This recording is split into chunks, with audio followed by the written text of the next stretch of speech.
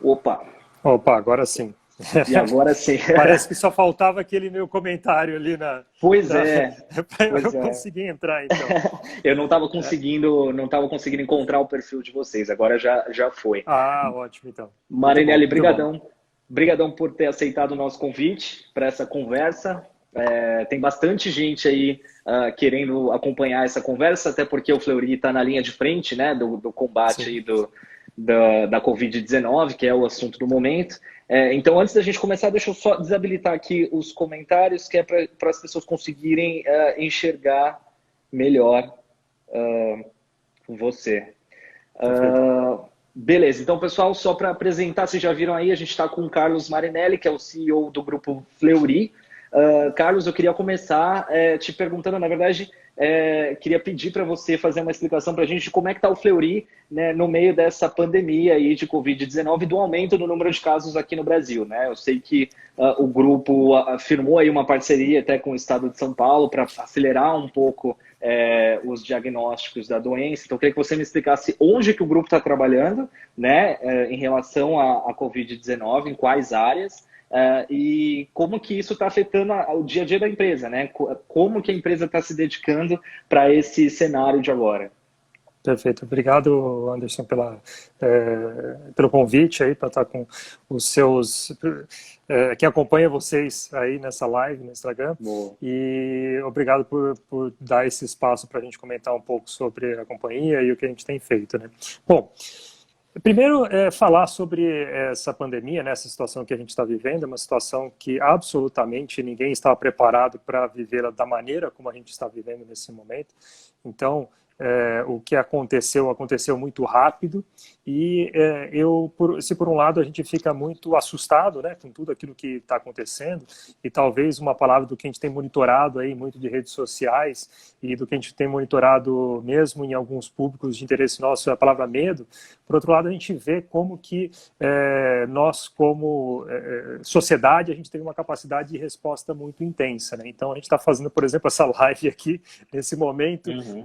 em distanciamento social, sem estarmos próximos e conectados fisicamente, mas a gente está atingindo aí um número super grande de pessoas trazendo informações. Então, primeiro que a empresa fez foi preservar a saúde e integridade dos seus colaboradores e clientes, né? Seja pacientes, seja médicos. Então, a primeira iniciativa foi de entender como que isso colocava um risco para todos nós e sermos muito empáticos com essa situação e entender o que a gente precisava fazer para que isso acontecesse de uma maneira que preservasse, né, nossos colaboradores, os médicos, os pacientes. Então, como a gente já viu, né, todo mundo usando EPIs, equipamentos de proteção individual nas unidades, a gente aumentando ainda mais o nível de segurança das unidades em relação a toda a parte de limpeza, desinfecção, tudo que está relacionado a manter as nossas unidades como um espaço muito seguro para os nossos clientes.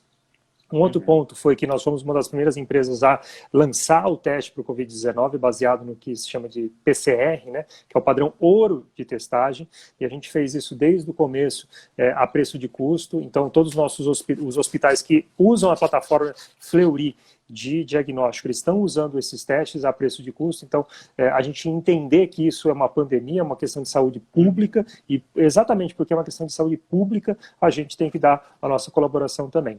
E eu acredito São que o quantos terceiro, hospitais hoje que estão utilizando? hoje já 30 hospitais que utilizam a plataforma Fleury de diagnóstico, dos hospitais que utilizam a plataforma completa, mas muitos hospitais também nós processamos os exames e especificamente do Covid-19, que Entendi. ficaram sem atendimento em provedores locais e a gente passou a ser o provedor de exames do Covid-19. Então a gente faz muitos exames nesse sentido. E o terceiro ponto, como eu estava falando, de entender, uma vez que estabelecido aquilo que a gente poderia fazer e como a gente poderia fazer, e estar com isso, digamos assim, num padrão mais de segurança para colaboradores, para os nossos pacientes, os clientes, os médicos, como é que a gente enxergava essa demanda que continua acontecendo nas unidades, mas impactado, sem dúvida nenhuma, tem um impacto grande de demanda nas unidades, e entender já como que vai ser esse mundo pós-Covid-19, né?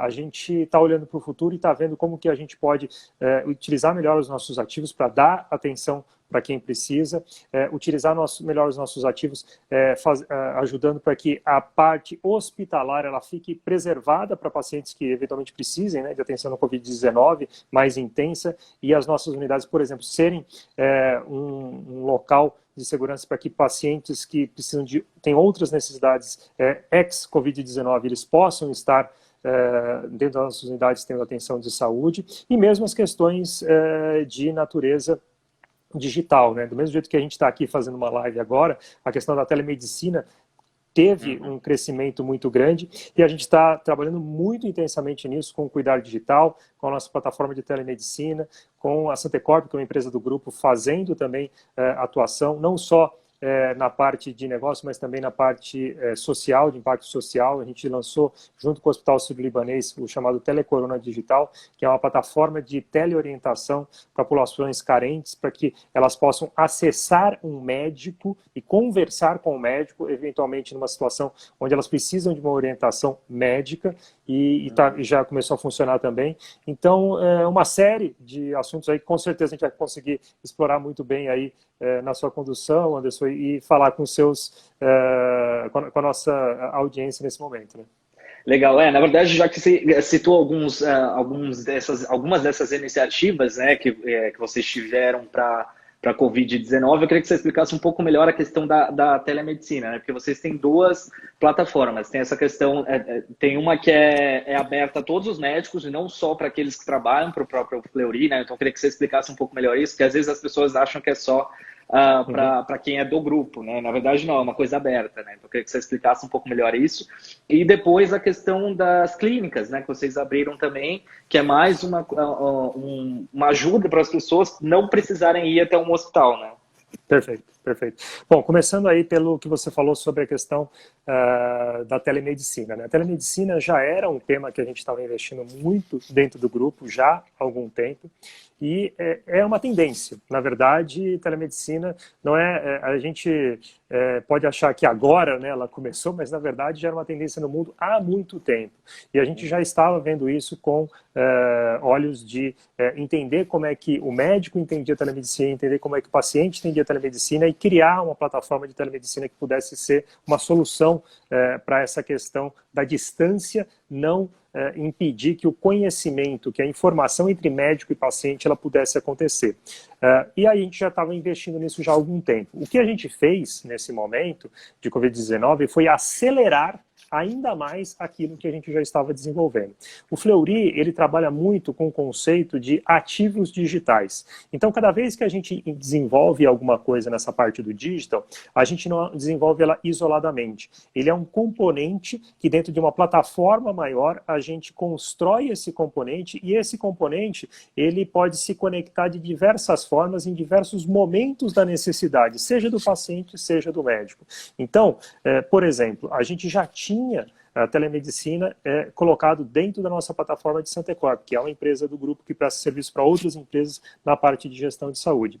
Então, a gente melhorou, aprimorou, desenvolveu toda essa parte dessa telemedicina e construiu essa plataforma que hoje fica aberta para qualquer médico que não precisa ter conexão com o Fleury, que não precisa ter pedido o exame para o Fleury, que não paga nada para o Fleury para estar dentro dessa plataforma. Qualquer médico de Manaus até Gramado, no Rio Grande do Sul, consegue utilizar essa plataforma, consegue se inscrever e utilizar essa plataforma.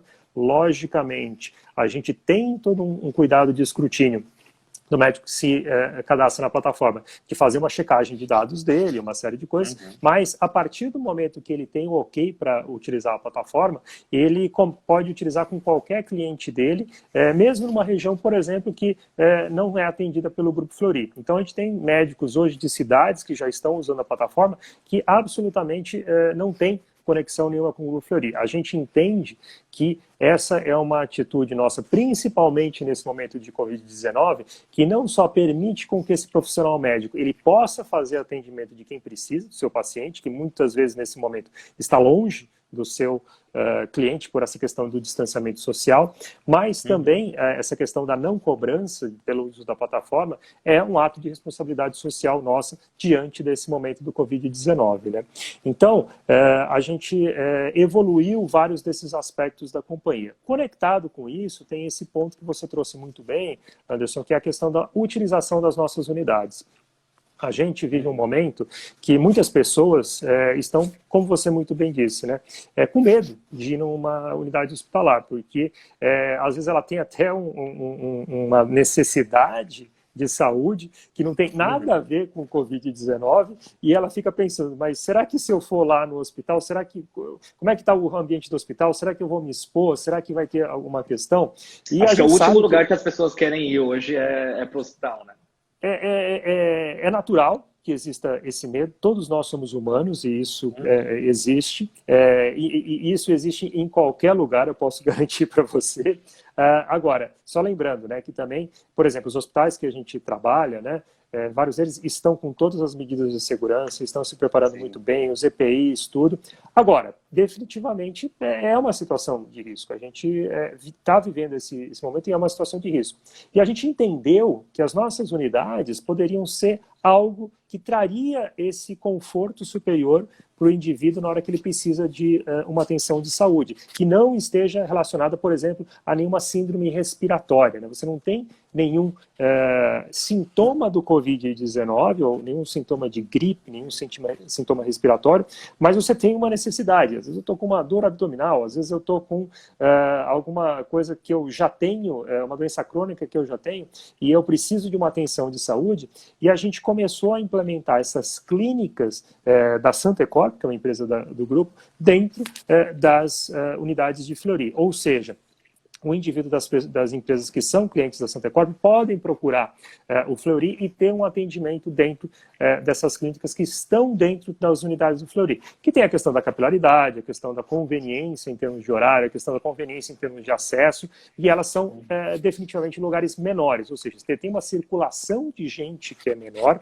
e a experiência que você tem ali, ela é uma experiência que traz uma segurança superior de um ambiente maior, ou com um afluxo muito grande de gente com outras comorbidades. E isso é super importante nesse momento, viu, Anderson? Porque a gente esquece que, por exemplo, no estado que nem São Paulo, você tem 23% da população, isso dados do próprio estado, que tem algum tipo de doença crônica, como, por exemplo, hipertensão, ou numa menor proporção, mas doenças cardiológicas, ou mesmo as questões oncológicas. A gente já está vivendo nesse momento aí praticamente mais de um mês, né, que a gente está aí distante, né, que a gente está isolado socialmente, mas só que, embora o Covid-19, felizmente, parece que a gente está conseguindo achatar essa curva, mas a gente tem que lembrar que as pessoas continuam tendo, por exemplo, questões ligadas a, por exemplo, câncer. As pessoas continuam tendo questões ligadas às suas doenças cardiológicas. As pessoas continuam tendo questões ligadas à sua diabetes. E, mais importante do que nunca, para combater, inclusive, o Covid-19 e o risco que ele representa, é que se essas pessoas estiverem sadias, se elas estiverem controlando a sua doença crônica ou identificando muito precocemente essa condição, elas têm condição de estarem melhor, mais estáveis e passar por esse momento que a gente, infelizmente, não tem nenhum tratamento definido, específico, de eficácia maior e também não temos uma vacina, para que caso elas tenham que passar por essa situação de experimentar uma contaminação com Covid-19, elas estejam mais preparadas para passar por essa situação, né? Então, a gente tanto investiu nessa questão da telemedicina para garantir um maior nível de segurança e interação muito segura entre paciente e médico, como também abriu espaço dentro das nossas unidades para que a gente possa ter esse atendimento para o indivíduo que precisa do cuidado de saúde, que ele é inadiável, você tem uma questão de saúde, você precisa endereçar, e que ele possa ter essa atenção num ambiente que ele tem um fluxo menor de pessoas, que ele não tem um fluxo grande de pacientes, eventualmente com síndrome respiratória e de Covid, e que a gente possa organizar melhor a demanda assim. Entendi. Carlos, já que você citou essa questão da não cobrança por essa plataforma, né, eu imagino que tenha sido feito um investimento pesado, é uma coisa tecnológica, envolve tecnologia que não é barata, então eu queria que você comentasse um pouco sobre o custo para desenvolver essas novas plataformas e como que vocês pretendem rentabilizar isso ao longo do tempo. A gente sabe que agora vocês não estão cobrando, porque a gente está num cenário, né, de pandemia, que as pessoas vão usar muito esse serviço, mas como que vocês pretendem rentabilizar isso ao longo do tempo? Perfeito. Bom, primeiro que o investimento, quando a gente olha ele no tempo, né, a gente consegue medir o investimento mais recente, né, mas isso daí já está sendo feito investimento há muito tempo. Eu posso te dizer que entre a tecnologia de telemedicina, com cuidado digital, e as clínicas Santa Corp dentro das unidades de atendimento, a gente investiu alguma coisa como uns 6 milhões de reais. Um ponto que eu esqueci de dizer aí, me desculpe, mas assim, a gente também tem, por exemplo, todo um atendimento hoje que a gente já faz pediátrico em Fleury. Então, os pais que nesse momento às vezes têm uma condição da criança que querem ter uma informação, querem ter um atendimento mais rápido, mas logicamente de baixa complexidade, não uma emergência, uma urgência, eles também podem procurar algumas unidades do Fleury para ter essa questão do atendimento pediátrico, ou seja, ele funciona como uma clínica de Santa Corp, mas com a marca Fleury dentro de algumas unidades Fleury. Como eu te disse, um investimento de aproximadamente 6 milhões de reais que a gente fez entre essas duas tecnologias, aí, seja as unidades de atendimento, seja a telemedicina. E sob o ponto de vista da telemedicina, a gente entende que, logicamente, no futuro, tudo que a gente vai criar de tecnologia para ajudar o médico a ter esse contato com o paciente, ele é passível, eventualmente, de uma eventual cobrança, mas, nesse momento, esse não é o drive nosso. Nesse momento, foi disponibilizar, ter uma plataforma segura, fazer com que o médico ele possa conhecer, aprender a plataforma e, eventualmente, lá na frente a gente vai definir o que vai ser esse modelo de cobrança, por exemplo. Mas a gente já tem hoje desenvolvido algumas parcerias com algumas sociedades médicas, onde o médico, por exemplo, estiver dentro dessa sociedade médica, ele vai ter muito mais do que os meses iniciais sem cobrança, porque ele está dentro dessa sociedade médica. E aí a gente vai identificar outros modelos de parceria para que isso possa acontecer. O importante disso que a gente está falando é o seguinte, nós, como eu coloquei anteriormente para você, é inviável dizer que a gente não tem impacto. A gente tem um impacto nos nossos negócios. E um dos impactos é exatamente o fato de que o médico, muitas vezes, ele não está conseguindo fazer a sua consulta. Se ele não faz a consulta, você não tem uma investigação diagnóstica. Você não tem investigação diagnóstica, você não tem a solicitação de exames, que hoje é um dos carros-chefes do Fleury em termos de modelo de negócio. Então, essa também faz parte dessa lógica. Permitir que o médico continue com a sua prática independente, isso é muito importante, muito diferente de outras plataformas que estão no mercado. O médico que entra no cuidado digital, ele não precisa ter conexão nenhuma com o Fleury. Aliás, se ele pedir exame, o exame que ele pedir não precisa nem ser feito dentro do Fleury. Então, o que a gente quer nesse momento é garantir que quem precisa de cuidado tenha acesso a esse cuidado. O médico que quer continuar atendendo o seu paciente, que ele continue atendendo o seu paciente. Então, essa é a lógica que a gente tem nesse momento para o cuidado digital. Entendi. Já que você citou essa questão da continuidade, né, dos pedidos de exames, eu queria te perguntar sobre a demanda para vocês das outras doenças que não só a Covid, né? Eu sei que vocês estão fazendo muitos diagnósticos de Covid, mas eu queria que você me contasse um pouco se a demanda por outros tipos de diagnóstico caiu e o que isso pode representar para a empresa, né, como um balanço. Perfeito. Bom, a pergunta é muito boa aí, Anderson, e começando pelo ponto da Covid, que você muito bem lembrou, né? Hoje a gente já tem a questão dos testes de PCR, que a gente começou só nos hospitais. Hoje esses testes já estão sendo feitos também em algumas unidades nossas, no modelo que também preserva a segurança das pessoas, que, por exemplo, é o drive-thru. Então, hoje você já tem o PCR sendo feito ali, você pode fazer todo o agendamento anterior, você não precisa nem entrar dentro da unidade, você dentro do seu carro mesmo, você dentro de um caminho que é estabelecido dentro da unidade, não só aqui em São Paulo, mas em outros lugares do Brasil também, você pode fazer o exame de PCR, via esse drive-thru. A gente já lançou também os exames do que a gente chama de sorologias para Covid-19, então a gente consegue identificar por exemplo, uma pessoa que teve algum sintoma lá atrás, ou até mesmo aquela que foi diagnosticada com o exame de PCR com Covid-19 positivo lá atrás, ela faz esse exame de sorologia e ela entende se ela desenvolveu os anticorpos e em que quantidade ela desenvolveu esses anticorpos para o Covid-19. A gente está fazendo um exame de sorologia que é diferente daquela questão dos testes rápidos que estão tão criticados no mercado hoje em dia. Ela é um exame de alta sensibilidade e alta especificidade, e é um exame que não dá só sim ou não, que é o qualitativo, ele dá também o quantitativo desses anticorpos que estão na pessoa. Então a gente também tem essas duas tecnologias que estão crescendo muito, que hoje fazem um volume importante dentro de exames dentro das nossas unidades de atendimento, não só aqui em São Paulo, mas no Brasil inteiro. E eu sei que a gente tem uma audiência aí que é do Brasil inteiro, então tem muita gente curiosa sobre a sua região e podem procurar aí as marcas do Grupo Fleury que estão fazendo esses exames. E, por outro lado, a gente tem esse impacto que você muito bem colocou nessa questão dos outros diagnósticos, né? A gente, invariavelmente, né, começou a ingressar nesse que muitos pesquisadores, né, muitos teóricos estão chamando de low-touch economy, né? Então, eu faço uma pergunta, às vezes, para as pessoas, né? Anderson, você se lembra a última pessoa que você cumprimentou com um aperto de mão? Nossa. E quando que foi isso? Pois é, não me lembro, já faz bastante tempo. E é isso, a gente está entrando nessa low-touch economy. É incrível como até as pessoas dentro de casa, muitas vezes, a gente está até guardando uma certa distância. E no final das contas, a gente, quando a gente começar a retomar a abertura da economia, quando a gente puder circular um pouco mais, e esse dia vai chegar, a gente tem que ter a clareza, porque isso significa a nossa liberdade, de uma certa forma também, né?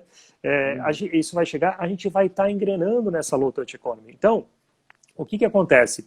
A gente teve impacto nos diagnósticos das outras especialidades, porque as pessoas deixaram de ir aos consultórios, porque elas estão dentro de casa, a questão do hashtag fica em casa, tudo, elas deixaram de procurar os seus médicos, os próprios médicos, no primeiro momento, fecharam, às vezes, seus consultórios, às vezes não conseguem nem ter acesso ao prédio em que está instalado o consultório, e, paulatinamente, a gente começou a ver um pouco dessa retomada, ou seja, um oncologista, eventualmente, que tinha postergado algumas consultas, voltou, o cardiologista está voltando, o endocrinologista está voltando, não só fisicamente, mas também via ferramentas como essa que a gente está utilizando aqui, que não é necessariamente o Instagram, mas a gente já via gente fazendo isso utilizando o WhatsApp, utilizando o FaceTime, utilizando uma série de outras tecnologias, e aí que entra a questão do cuidado digital. Então, teve sim uma redução de demanda nessas várias especialidades. A gente começou a ver agora um pouco de crescimento novamente, principalmente daquelas que são mais críticas, daquelas que são mais inadiáveis, mas inevitavelmente exames como ressonância magnética, tomografia, logicamente as tomografias de pulmão, elas cresceram um pouco, mas os outros, no outro espectro, elas tiveram uma redução, e outros exames que eram um pouco mais adiáveis, as pessoas estavam adiando. Mas o que a gente já vê depois de um mês da instalação dessa questão das medidas de isolamento social, é que elas pouco a pouco estão retomando, mas ainda definitivamente num patamar inferior, significativamente inferior ao que era no passado. Agora, saúde é um tema que ele pode ser adiado até um determinado momento. A partir de determinado momento, ele não pode ser adiado. Saúde é um tema que, como é sabido e é senso comum, quanto antes você endereçar uma determinada questão, maior a sua possibilidade de tratar melhor e tratar mais eficientemente até a questão de cura. Saúde é algo que é inelástico, né? A gente vai continuar precisando de saúde. E o Covid-19 está ocupando um espaço muito grande no espectro de saúde das pessoas, mas as outras questões elas continuam existindo. Então a gente tem que endereçar essas questões. Então a gente acha, a gente acredita que vai haver uma... Opa, acho que voltou agora. Voltou agora? Voltou? Tá mandando uma mensagem aqui. Voltou. Não, voltou agora. Acho que deu uma queda na internet. Então, você estava dizendo que vocês estão esperando que teve essa queda nos diagnósticos, mas já está aos poucos retomando, é isso, né? Tem uma melhora que é marginal, ainda longe, né, do usual, mas ainda tem uma melhoria marginal. Logicamente, a gente compõe aí essa demanda com os exames de Covid-19 que antes não existiam e agora passam a existir, mas a gente já vê que o cuidado desses médicos, né, principalmente daqueles que tinham uma questão de doenças crônicas, ele começa a ser ativado pela questão tecnológica e mesmo porque as pessoas, em algum momento, têm que sair de casa, né? Do mesmo jeito que a gente vai até o supermercado, que a gente vai até a farmácia, de que a gente tem algumas ações que a gente está indo nas ruas ainda para ter atenção. A questão de saúde é uma questão tão importante que ela não pode ser suspensa. E exatamente por isso, né, os governos determinaram, né, serviços como a questão de supermercados, farmácias continuam abertos e os serviços de saúde. Então, nesse momento, a gente também está operando com os nossos serviços exatamente para poder atender a população em geral. Legal. Isso é bastante importante, né? Porque as pessoas pensam assim, é o Fleury é da área de saúde, está ajudando ali no diagnóstico da Covid, então acha que não vai ter impacto negativo nenhum, e na verdade tem, né? Você não tem de um lado, mas você tem do outro. Então é importante isso, né? É muito importante isso que você está trazendo, Anderson, porque é exatamente isso, né? A gente, no final do dia, é uma empresa de saúde, só que você tem que entender que, nesse momento, como todos os recursos eles estão indo para a questão da Covid, até hospitais, você pode falar assim, mas o hospital ele tá lá tratando da Covid, tem muito paciente da Covid, mas se você pega, por exemplo, nos hospitais privados, você pode pegar em outras lives aí de outros CEOs de hospital, todo mundo está falando.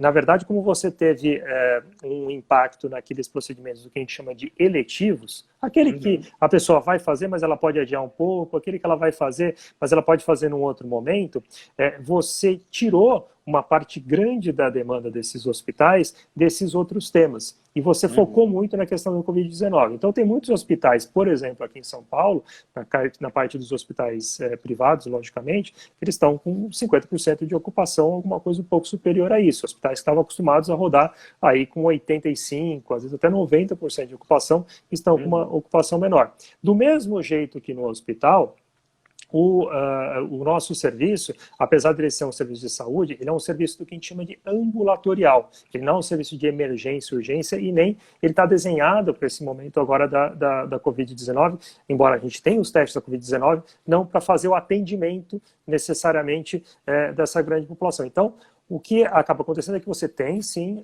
um impacto de demanda nesse momento, que afeta a gente. A gente tem que ser muito claro em relação a isso.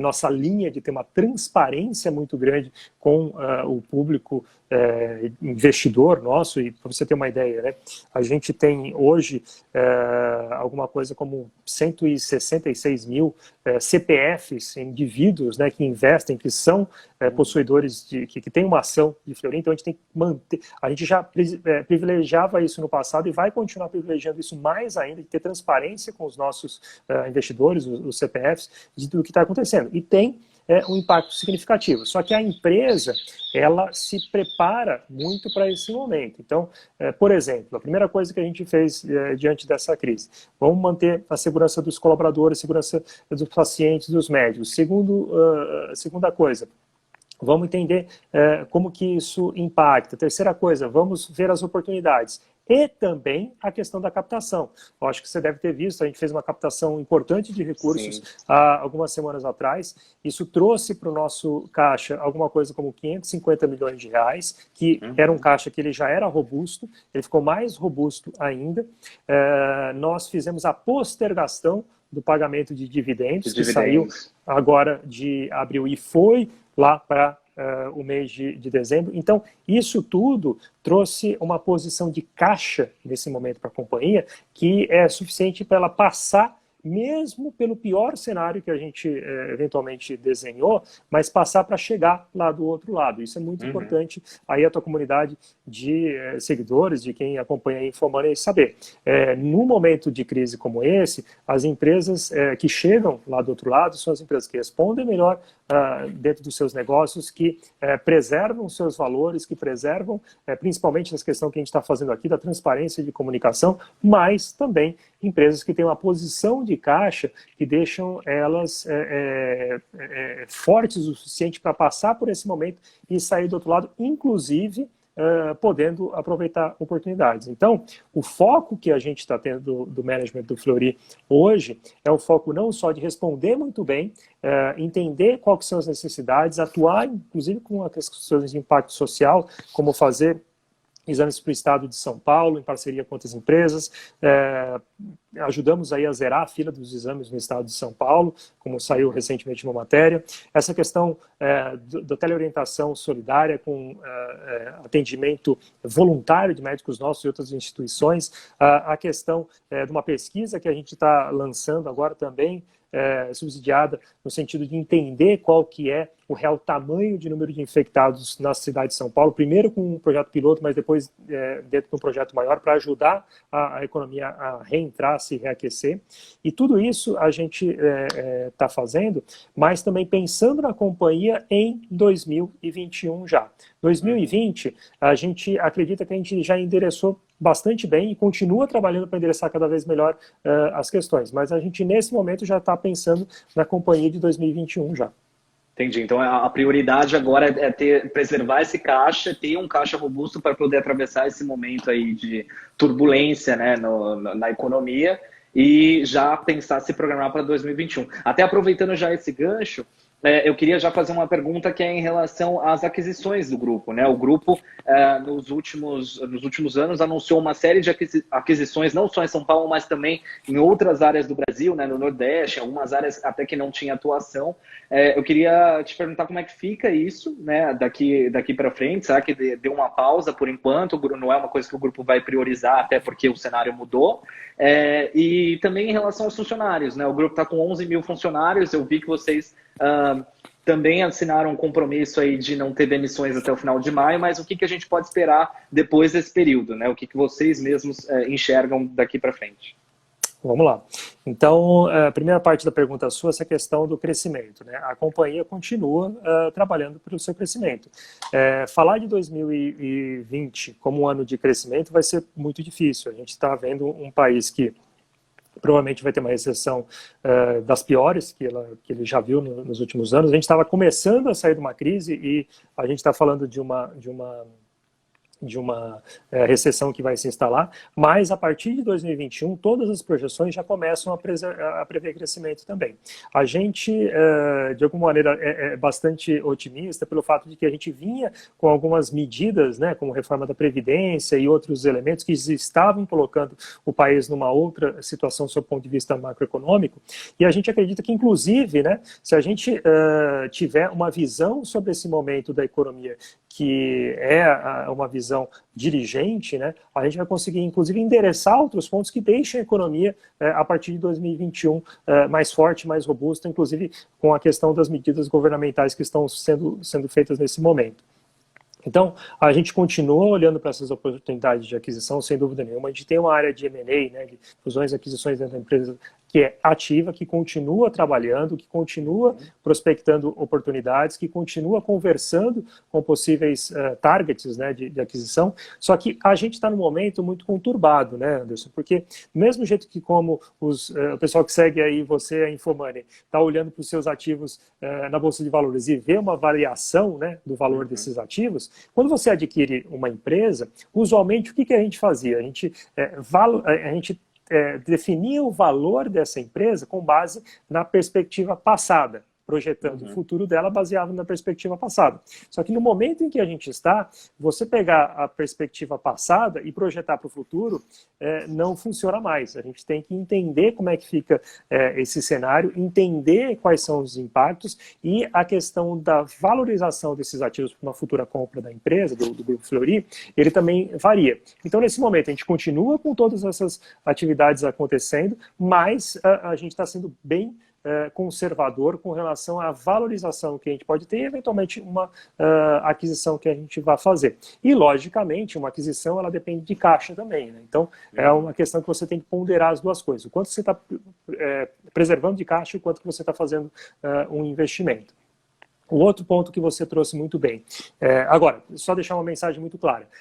A perspectiva da empresa para os próximos anos continua sendo de crescimento. Nós vamos perseguir consolidação desse mercado de medicina diagnóstica. Nós vamos crescer em outras áreas além da medicina diagnóstica, na questão de gestão de cuidados, na questão de outras etapas da cadeia de valor que a gente já está oferecendo serviço, a gente vai entrar cada vez mais intensamente. O Covid-19 é algo que está chacoalhando aí o setor de saúde. O setor de saúde vai ser diferente na hora que essa pandemia passar, e a gente está atento a essas oportunidades e poder ir atrás dessas oportunidades para oferecer melhor serviço para o paciente, melhor serviço para o médico, melhor serviço para os nossos clientes em geral. Uhum.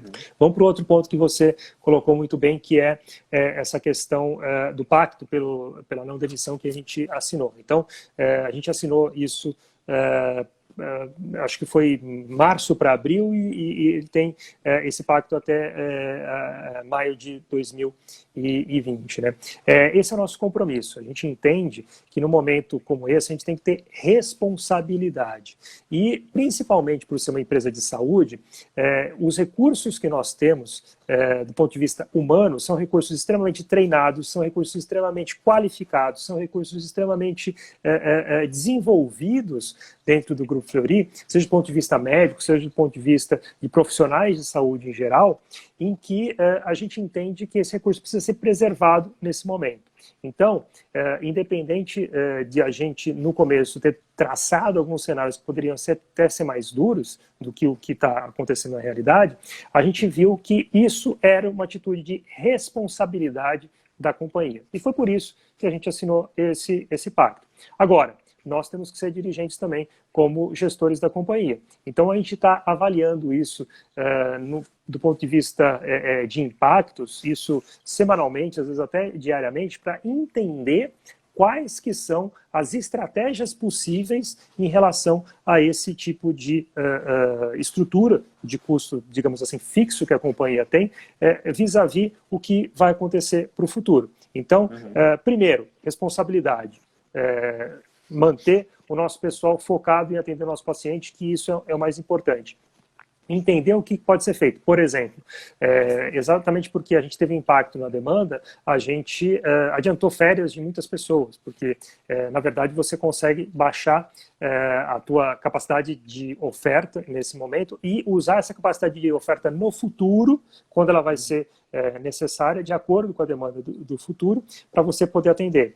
A gente manteve concentrado a demanda em algumas unidades. Existem pessoas, naturalmente, nós não estamos imunes a isso, que eventualmente têm algumas questões de síndrome respiratória e precisam ser afastadas. Então, a gente está balanceando toda essa questão e, a partir das próximas semanas e mesmo em maio, a gente vai entender qual que é a perspectiva e, ao mesmo tempo, a gente vai entender que tipo de ação que a gente pode fazer, inclusive com que a medida provisória do governo estabeleceu em relação à flexibilização de horas, remuneração, uma série de coisas, como que a gente aproveita todas essas oportunidades para manter o emprego, manter a capacidade instalada de conhecimento que a gente tem e, ao mesmo tempo, dar a saúde financeira que é tão importante para a empresa continuar desenvolvendo seus negócios. Legal, maravilha, Marinelli. Acho que a gente já está chegando no fim aqui da nossa live, pelo nosso tempo. Eu só queria te pedir uma mensagem final aí, você como CEO de um dos maiores grupos da área de saúde, né, do Brasil, tanto para os empresários quanto para os brasileiros que usam o serviço que vocês prestam e também para os investidores no Fleury. Olha, a gente está num momento que ele é único, né? Então,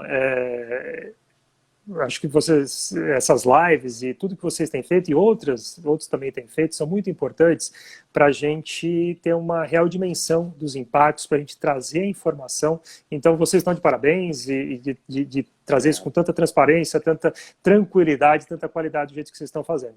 Mas também é um momento da gente ter visão de futuro, da gente poder ter uma visão de futuro que nos liberte do medo, porque muitas vezes a palavra que está rondando a maior parte do nosso ambiente é medo, e a gente tem que tentar resgatar nessa visão de futuro que a gente vai ter, resgatar a nossa liberdade. Porque no final das contas, né, a gente fala de isolamento social, mas é uma restrição de liberdade que existe. E eu não estou falando no sentido de juízo de valor, porque estão restringindo, mas a gente estar em casa é uma restrição de liberdade.